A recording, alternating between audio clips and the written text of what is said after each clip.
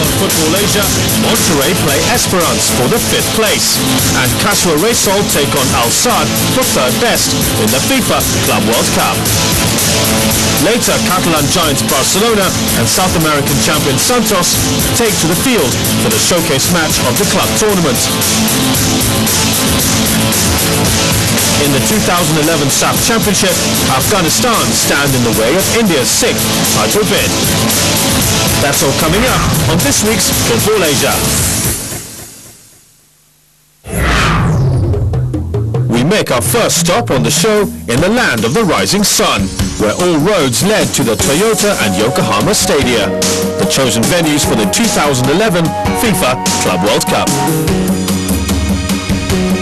The first issue to be settled was the 5th place match between Mexico's Monterrey and African champions Esperance.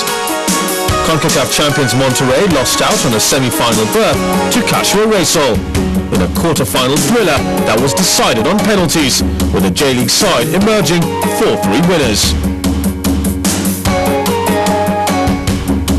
But the fight home for Viktor Vukotic's men would have to wait, as a 5th place finish in the tournament still beckoned.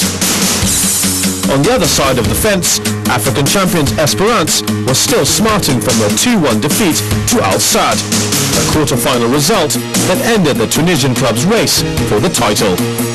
And the only consolation left for Nabil Maloul's squad was a match to decide the 5th best club in the world. The Toyota Stadium stood witness to the battle between Mexican club Monterrey and African heroes Esperance. John Helm was in the commentary box.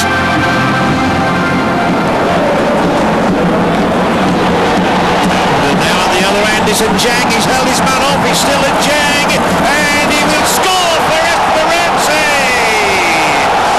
Within a minute of Monterrey failing to capitalise on their opportunity, it is Yannick Njang.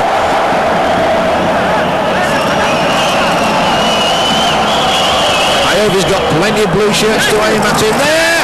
It was kept out initially and then against the bar, but finally in. And they have their equalising goal. Here it is again. So many players might have done.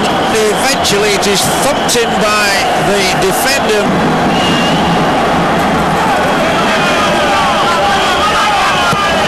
It's the in-swing. Brilliantly headed in. Denigris is so powerful. And his potency counts here as Monterrey turned the game on its head.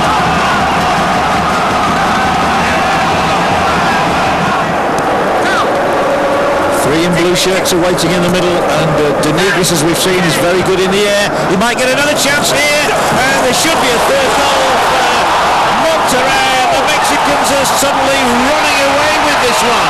Zabala, with his first goal for Monterrey, has given his side a 3-1 lead. Here's Masakni, down he will go, and the referee gives the penalty to Esperance for the challenge on Masakni. Just went across him, it's a bit of a theatrical leap. Not much of a run-up, he's very confident. It's now 3-2 to Monterrey. No joyous celebrations because they wanted better than that. The scoreline, Monterrey 3, Esperance 2. The next issue waiting to be settled before the showcase encounter between Barcelona and Santos was the 3rd and 4th place playoff between Kaswa Reysol and Al Sadd. J-League champions Reysol were living the dream with their opportunity to represent the host nation.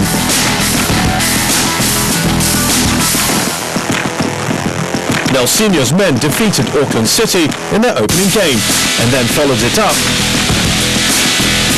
with a hard-fought victory against CONCACAF ambassadors Monterrey before being stopped in their tracks by Santos of Brazil. Al Sadd too had a dream start by seeing off Esperance of Tunisia 2-1 in their quarter-final match, but were forced to eat humble pie where they met Barcelona in the semi-finals. The Qatar side bowed 4-0 to the Catalans. The only incentive remaining for the sides was to play for 3rd best.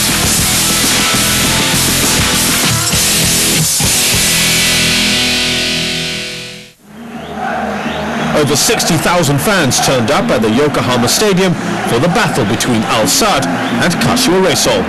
John Helm takes us through the moments.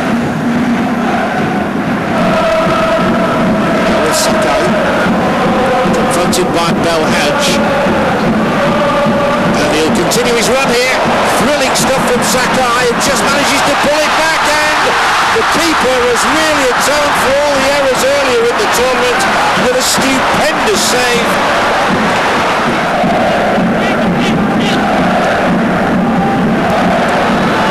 It was well picked out at the heart of the defence. It's a good run, and here is Keita, and away again. Sugeno is the one who saves the day for Kashiwa Reysol. The first opportunity Al Sadd have had in this half, and teeing it up is Ibrahim Abdul Majid. There is, and it's a good save again from Sugeno that thwarts him. The clubs failed to break the deadlock after 90 minutes and extra time. And so the dreaded penalty shootout followed. The first 5 shots found their way home, but the 6th was a failed effort by Ryohei Hayashi. Another left-footed player, and this time the save is made by Mohamed Saka, and it's advantage Al Sadd. The next 2 shots hit the target as well, and the scoreline read 4-3 Al Sadd when Nader Belhaj stepped up. He scores! It is Al Sadd of Qatar on their first appearance in the Club World Cup who clinch the bronze medal position. So that's how it finished, with the Asian champions being crowned third best in the world.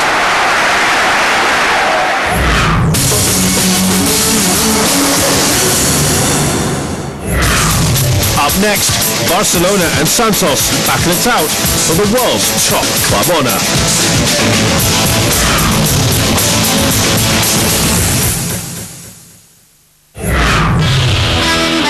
The FIFA Club World Cup Final. 7 matches played in Japan with great goals, saves and atmosphere in the stands. But now it's the final hurdle, as the world's best will be crowned in the International Stadium in Yokohama. The 2 teams fighting it out for the prestigious crown are UEFA Champions League winners Barcelona and Copa Libertadores champions Santos. The Catalan Giants came into the final as favourites after the demolition of Jorge Fossati's Al Sadd. The Spanish champions were in scintillating form as goals from unlikely heroes Adriano, Seydou Keita and Maxwell booked their place in the final. Pep Guardiola's side played with their usual swagger and ruthlessness, and he hopes it will be the same kind of performance in the final. And the Catalan coach played down the threat of Neymar. Santos always put in their best as a team, and we aren't paying attention to any particular players. We would like to have good possession of the ball and be in control of the game rather than trying to mark particular players. Of course, everyone talks about Neymar. Maybe they are paying too much attention to Neymar, because there are other players who are interesting and good besides him in the team. Santos are good in defence, and we will have to be perfect in our performance to be able to win. Guardiola's views were echoed by Cesc Fabregas. The midfielder, home again after signing from Arsenal, has been in great form. I don't really think about Neymar personally, but I'm thinking about Santos as a whole team. Their midfield, their defence line and the goalkeeper are good. Of course Neymar is a good player, but we don't focus on one particular player. As a team we want control and possession of the ball, and so we will concentrate on dominating the match and not only on Neymar.